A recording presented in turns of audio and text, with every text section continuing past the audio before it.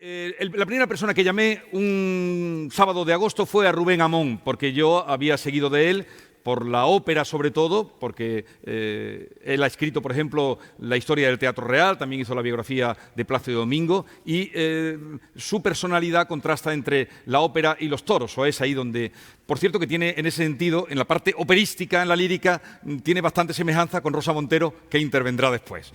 Y cuando llamé a Rubén Amón, una mañana de sábado, le empecé a contarle, por alguien hay que empezar, y me dijo, sí, me parece oportuno, me parece el momento y cuenta conmigo que yo estaré allí. Fue el primero y por eso va a ser el primero que abre hoy estas jornadas. Así es que él tiene un reciente libro, tiene varios de toros, pero El fin de la fiesta, ¿por qué la tauromaquia es un escándalo y hay que salvarla? Es el último libro que tiene. Y también Dejadme solo, es otro libro, Pasa un torero. Es habitual colaborador de Canal de Toros, de Movistar, que va a estar, el Canal de Toros, lo digo para los taurinos, va a estar recogiendo todo lo que aquí se diga, hará un programa especial. Y además es, como ustedes saben, analista político, muy cualificado, muy respetado, y es quien va a abrir pues la plaza. Permítanos esa expresión, porque el lenguaje taurino está muy metido también en nuestra vida. Así es que bienvenido, Rubén Amón, y adelante. Gracias.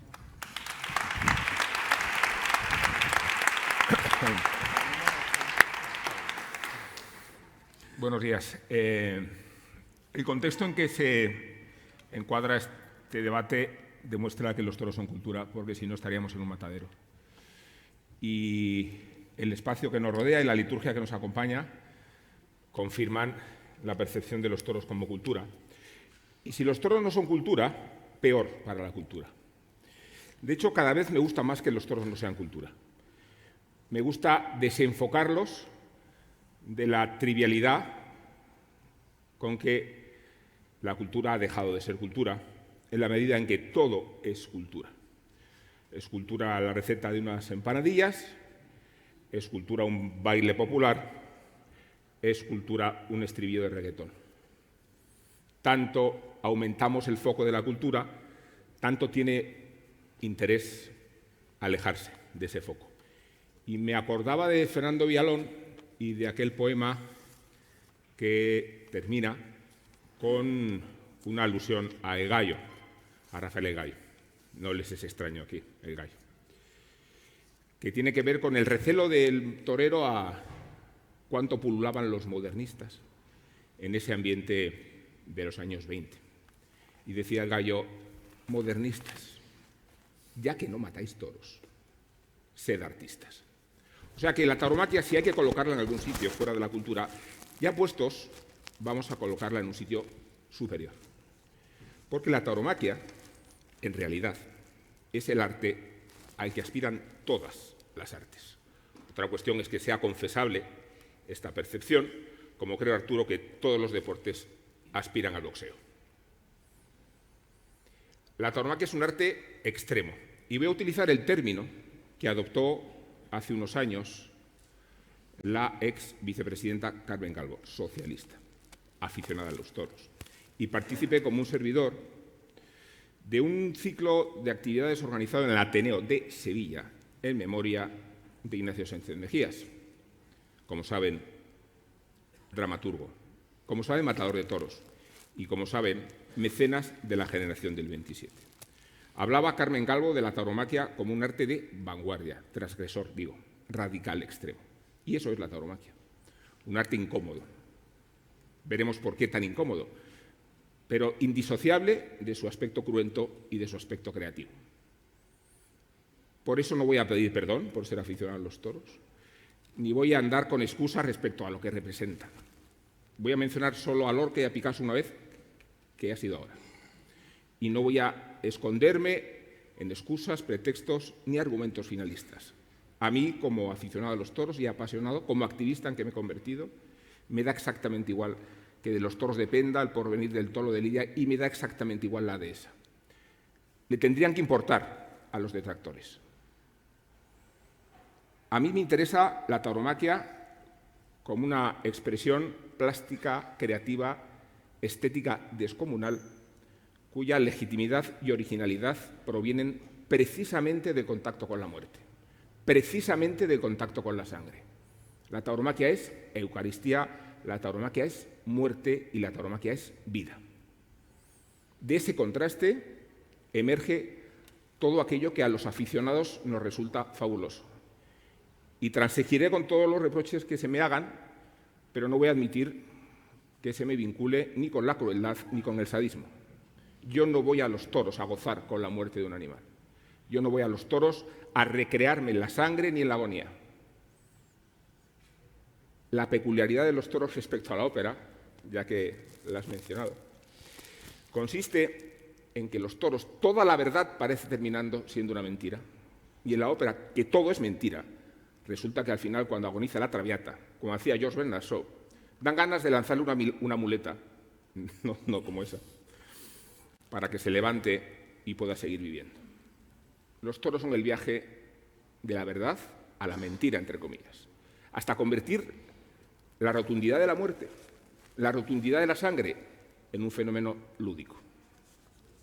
Decía Juan Belmonte, cuando le mencionaban el teatro y la ópera, se acordaba de Escamillo en la trama de Carmen de Bizet, decía: la diferencia de los toros y el teatro es que en los toros se muere de verdad.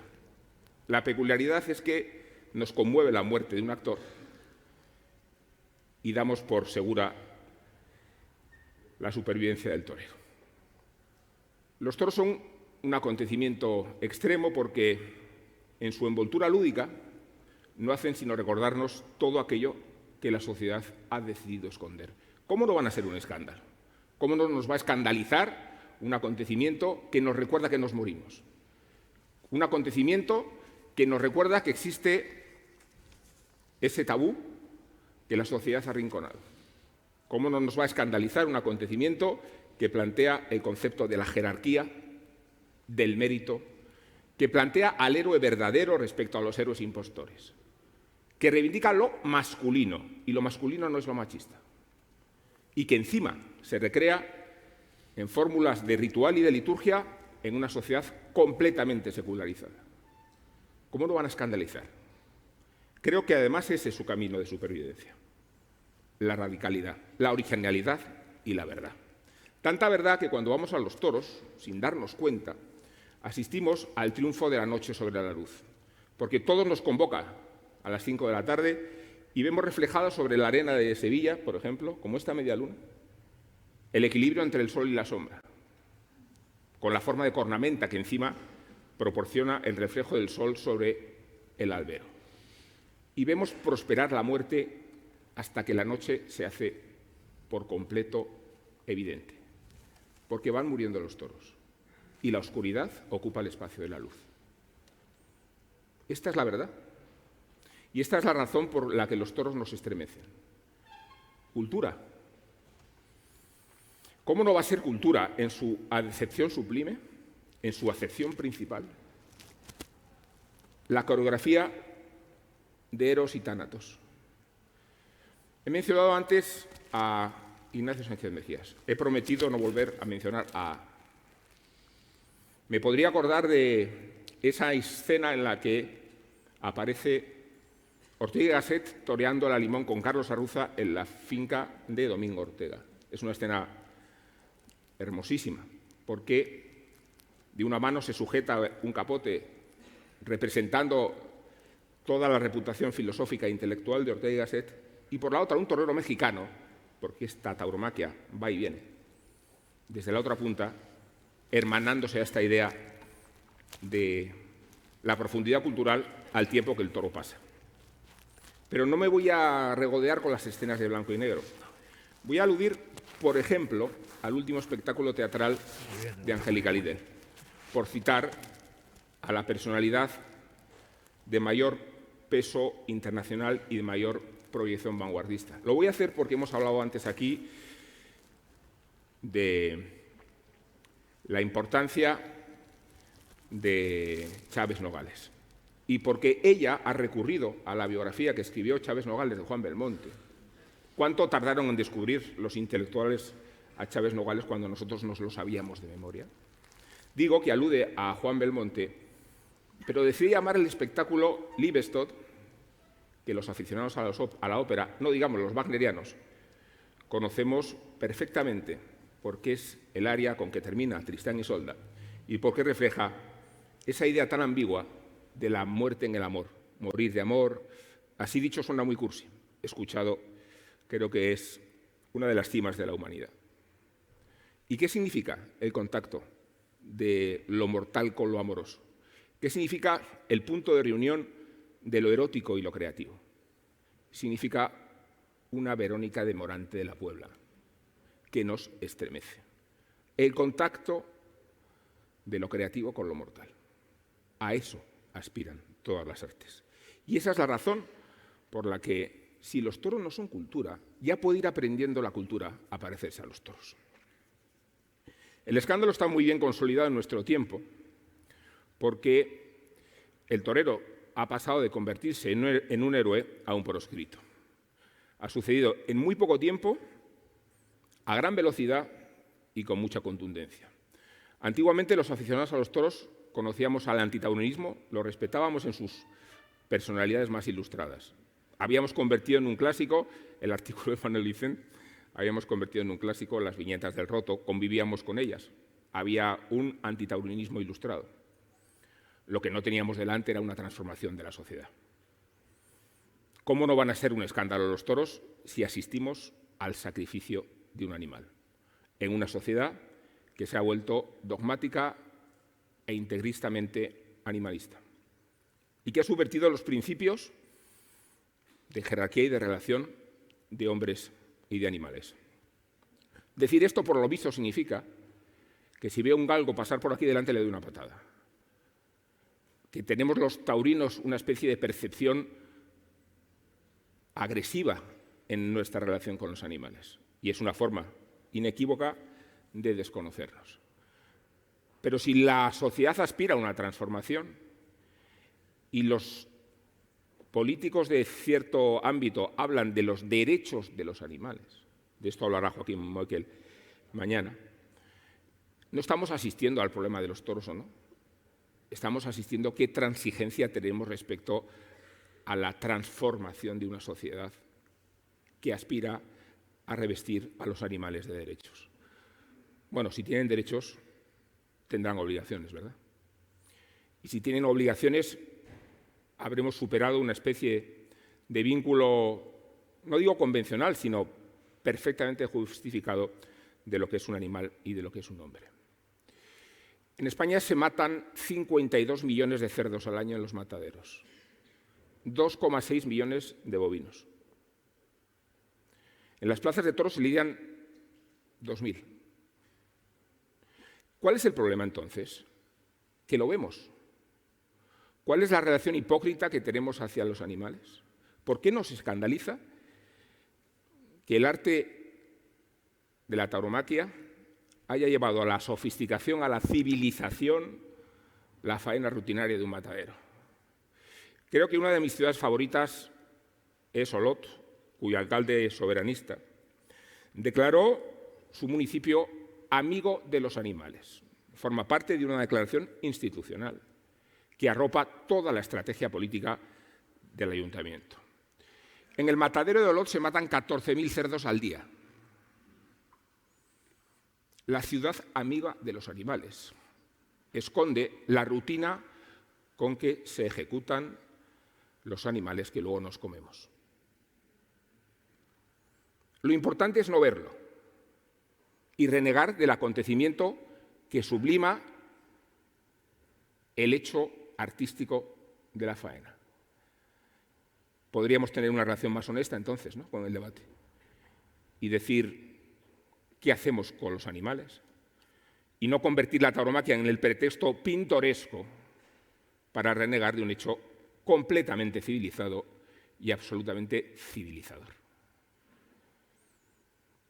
Mencionaba al respecto la relevancia de la liturgia y del rito, en el concepto de que todo tiene que igualarse y que la vida y la cultura tienen que perder toda noción de solemnidad. Hemos terminado por trivializar aquello que nos distingue como seres civilizados. Entre otras cosas, el arte como la exaltación de lo inútil. Eso es la cultura, lo inútil. Y no me refiero a la carencia de facultades y de características que nos pueden hacer mejores, humanizarnos, civilizarnos. Me refiero a su proyección práctica. Por eso esta sociedad se permite suprimir la filosofía como asignatura obligatoria. Porque no tiene una correlación práctica, porque no puedes comprar el pan con 2 aforismos de Nietzsche.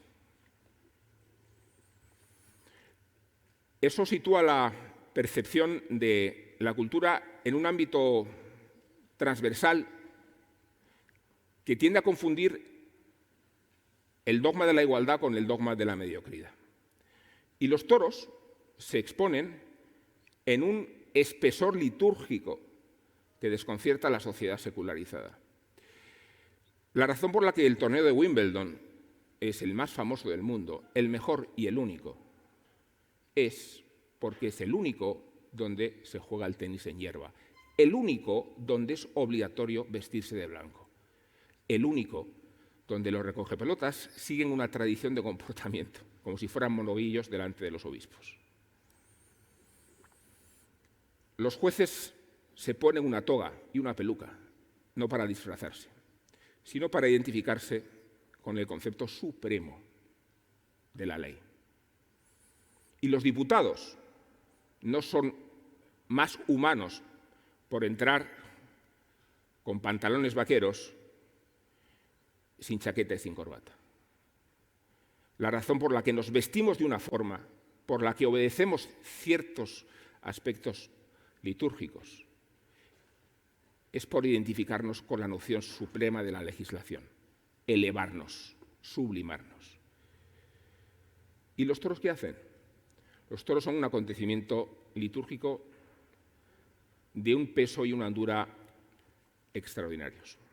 Lo demuestra el ritual que ustedes habrán visto, ¿no? Desde el despeje de plaza, desde el orden en que se desarrolla la lidia, desde el concepto de la jerarquía, desde la relevancia del número 3 como eje vertebral del rito, desde luego desde la indumentaria de los toreros, que son héroes incómodos, pero genuinos. ¿Cómo no va a molestar la tauromaquia?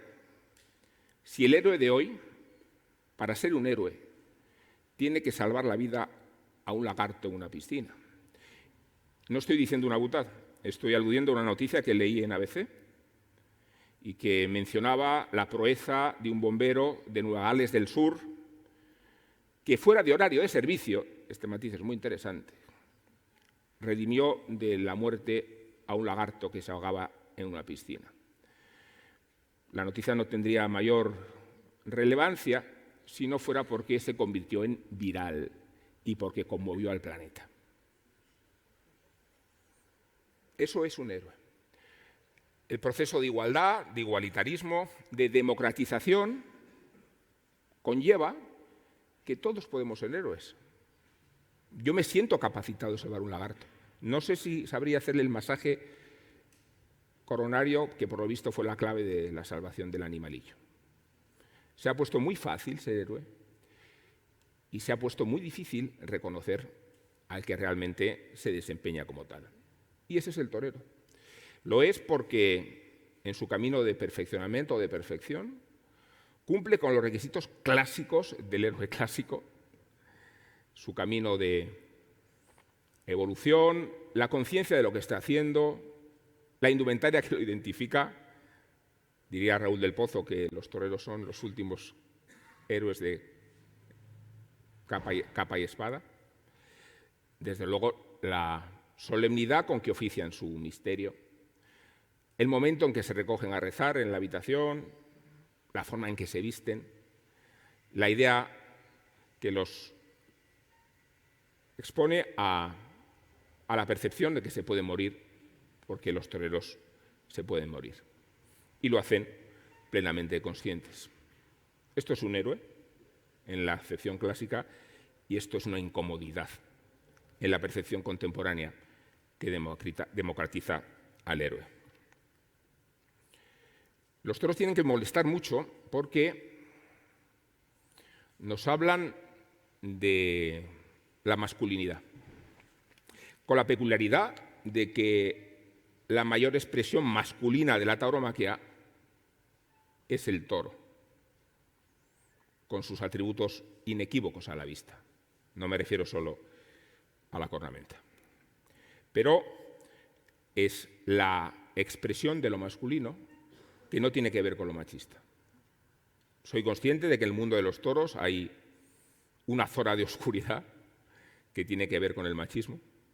Soy consciente también de que los toros son un reflejo de la sociedad. Y si los toros son machistas, la sociedad también lo es y viceversa. Y soy consciente de que uno de los problemas que tiene la tauromaquia en su relación con la sociedad, de la que está bastante aislada, pues guarda relación con el tabú absurdo de la homosexualidad. ¿Por qué no hay toreros homosexuales? Es que tenemos que arreglar siempre de mondeño, nos tenemos que ir a los 60, a la extravagancia de un torero que se hizo religioso 10 minutos y que luego se fue con su amor de la vida a vivir a Alemania. Claro que los toros tienen que corregir cosas en su vínculo con la sociedad y despojarse de ciertos clichés que nada tienen que ver ni con su idiosincrasia ni con su realidad. ¿Cómo no va a haber toreros homosexuales? ¿Y qué contraindicación es la homosexualidad para la virilidad o para la virtud, que es la acepción latina, vir viris se decía, ¿verdad?, de la virtud? Zonas oscuras de la tauromaquia, claro que las hay. Deducir de ellas una posición anticuada, arcaica, tradicional. Me sorprende que se haya introducido este término en las interrogaciones que abren el debate, porque viene a relacionarse la tradición con lo arcaico y con lo antiguo. Digo yo, y aquí hay juristas, que tradición es el derecho romano. Y digo yo que tradición es la democracia ateniense. Y digo yo que tradición es el contrapunto de Bach. Luego, claro que los toros son tradición. Y no todas las tradiciones son benditas por el hecho de serlo, pero no convirtamos la tradición en una acepción negativa o objeto de una discusión que apela a un enunciado del que discrepo por completo sin ánimo de cuestionar la buena voluntad de la iniciativa. Porque Toros y toros no es un referéndum encubierto y, por tanto, es un referéndum tramposo. Voy a decir claramente que aprecio, creo como nadie, la democracia representativa y por eso recelo como nadie de la democracia plebiscitaria. Seguro si ahora nos exponen a todos al debate energía nuclear, sí, energía nuclear no, nos encontramos en esa perspectiva de acuerdo con la cual la clase política abdica de sus responsabilidades y somete a la voluntad del pueblo cuestiones que nos trascienden. Creo que un toros sí, toros no lo perdemos ahora. Y creo que es irrelevante perderlo. Lo es porque el instrumento para cuestionar las minorías y las libertades no es la voluntad del pueblo. Mucho menos con el desprestigio que han adquirido los referéndums en España. Me divierte más que ninguno el que empleó Pablo Iglesias para someter a consulta de los afiliados si procedía o no procedía la compra del chalet. Digamos que no es la idea natural de un referéndum esta. No ya porque se trata de llevar a extremos infantiles o me compro el chalet o me marcho, sino porque los referéndums de nuestro tiempo se acompañan primero de una premisa falsa, en segundo lugar de una pregunta condicionada y en tercer lugar de un resultado que nada tiene que ver con lo que se pregunta. Es decir, el referéndum es un instrumento de castigo del pueblo contra el gobernante que lo ha propuesto. Quizá por ahí sí nos salvábamos. Pero no será esta la cuestión, ¿no? No será si debemos exponer al criterio de la mayoría una decisión que no debe tomarse políticamente, que la sociedad puede tomar por sí misma, no a través de las urnas, sino a través del comportamiento. Yo no tengo ningún problema en que la tauromaquia desaparezca si la sociedad se distancia de ella. Tengo muchos problemas en elegir caminos de supervivencia que pasan por desdibujar lo que significa. Yo no voy a transigir con la corrida incruenta, no pienso transigir con la desaparición de la sangre. transigiría un feligrés con la desaparición de la Eucaristía? Ese momento en que, en el momento de la transustanciación, nos marchamos y damos la espalda al altar mayor para no ver lo que eso significa. O los toros son o no son. Pero no pienso apuntarme a ninguna de las soluciones híbridas. Por mucho que sea esa forma de negociado con la sociedad que, por lo visto, se deriva de nuestro porvenir. Bueno, quitarle las banderillas, o peor aún, que no se vea. Haced como en Portugal, donde el toro se mata en frío, dentro, para que no se vea. El malentendido de la tauromaquia tiene que ver mucho con la tergiversación que ha hecho la izquierda, renegando del principio fundacional de la tauromaquia contemporánea, que es el torero de a pie que descabalga del caballo al señorito. Porque los toros son de origen ecuestre y porque en recuerdo de aquel origen ecuestre, los picadores hoy visten de oro. Son los únicos miembros de la cuadrilla que pueden hacerlo, como ustedes saben. Y es la forma de evocar el linaje aristocrático de la tauromaquia hasta que el hombre de a pie, el palafrenero, fue quien sustituyó, reemplazó y descabalgó al aristócrata.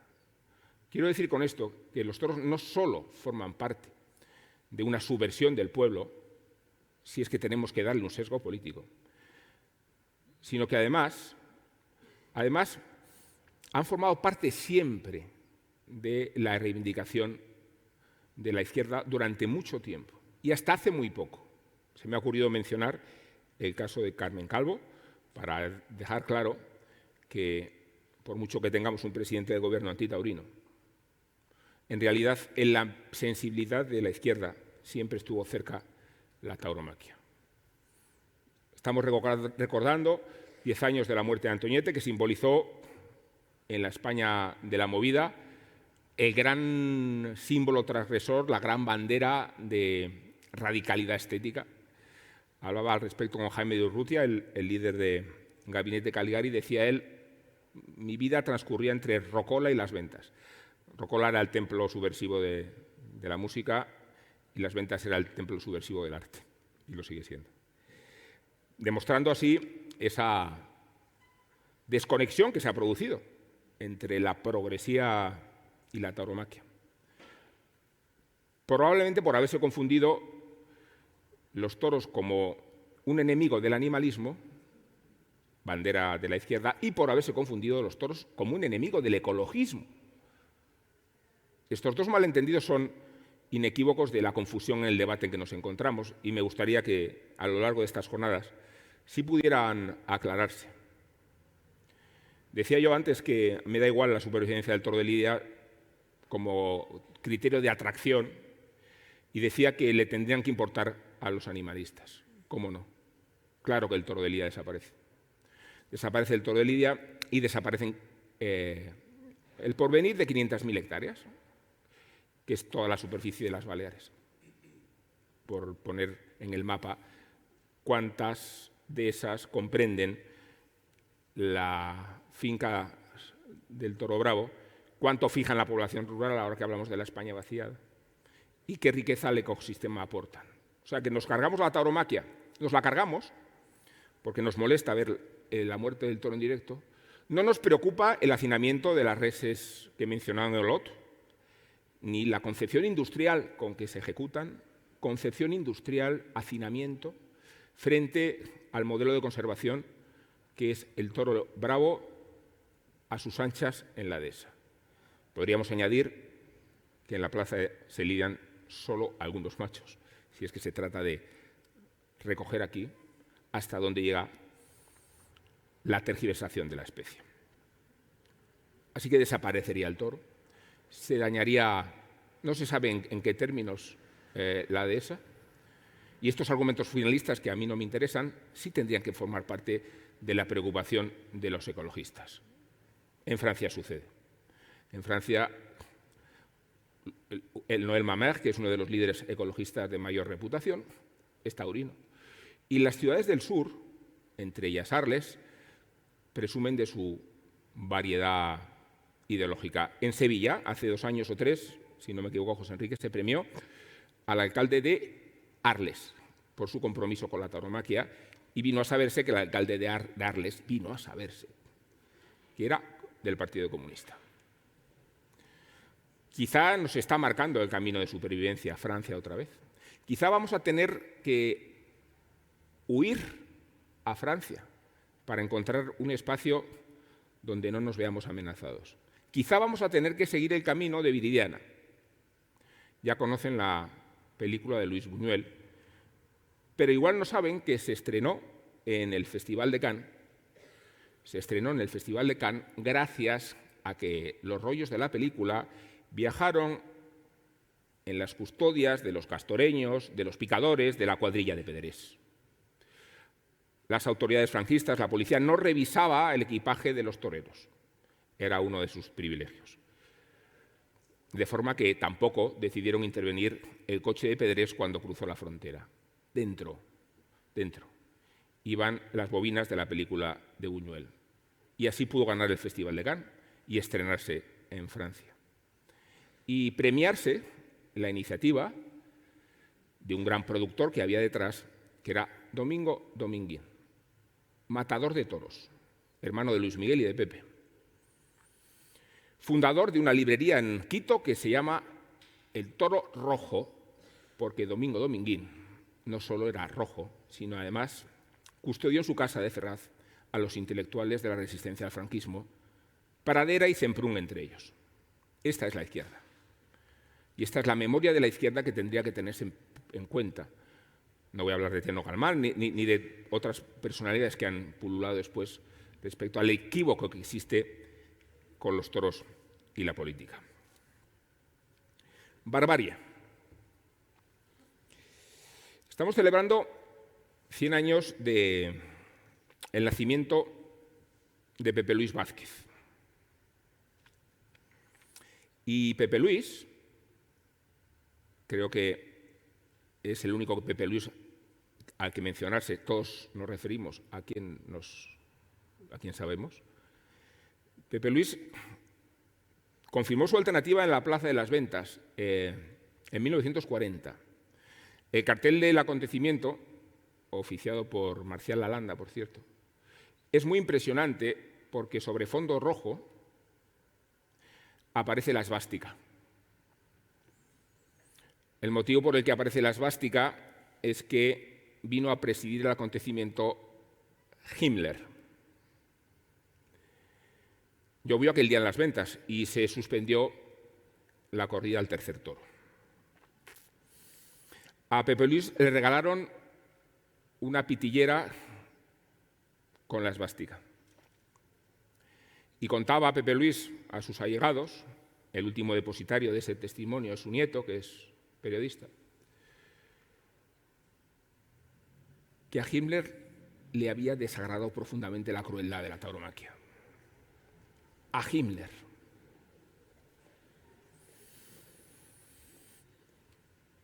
Lejos de ser la barbarie, los toros son la civilización. Son convertir, lo he dicho antes, la faena de matadero en un acontecimiento plástico, estético, litúrgico, ritual,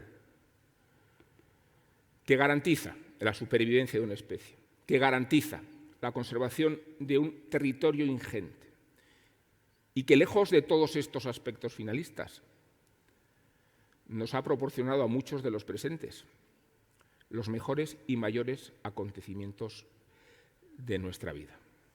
No voy a decir ya esta temporada, con Morante de la Puebla al frente. Así que yo podré discutir a partir de ahora si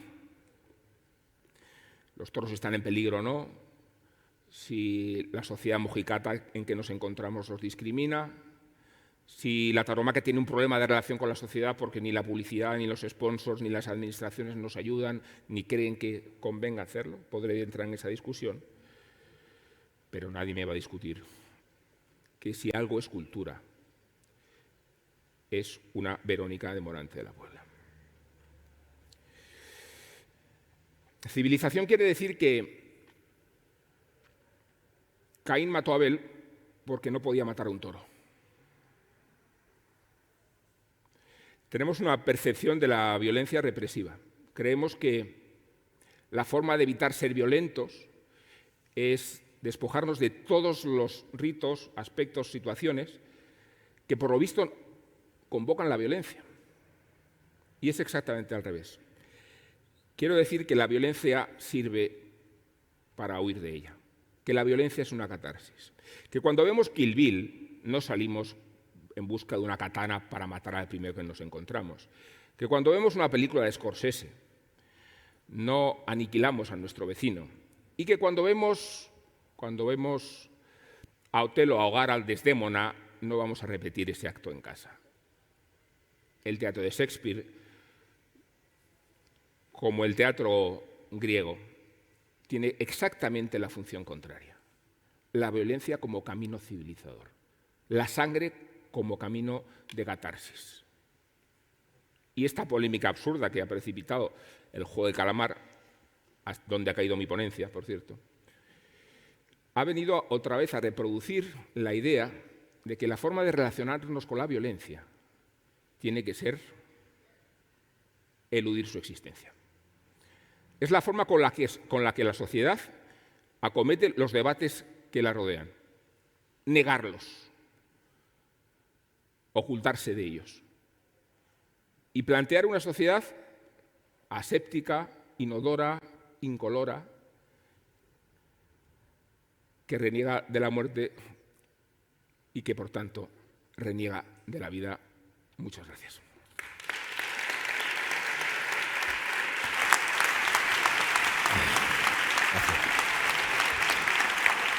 Bueno. Saluda. Saluda.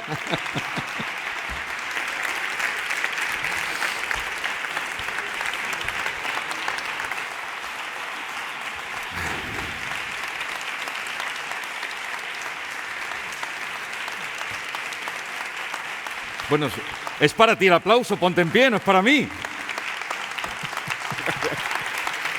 Gracias. Gracias. Esto no me ha ocurrido nunca, ¿eh? No, que... Espera. Adelante, adelante. No. Que esto en la ópera sería la invitación para hacer un bis, ¿no? Así que para hacerlo solo voy a recordar este verso de Villalón con el que he empezado antes. En memoria de guerra, modernistas, ya que no matáis toros, sed artistas.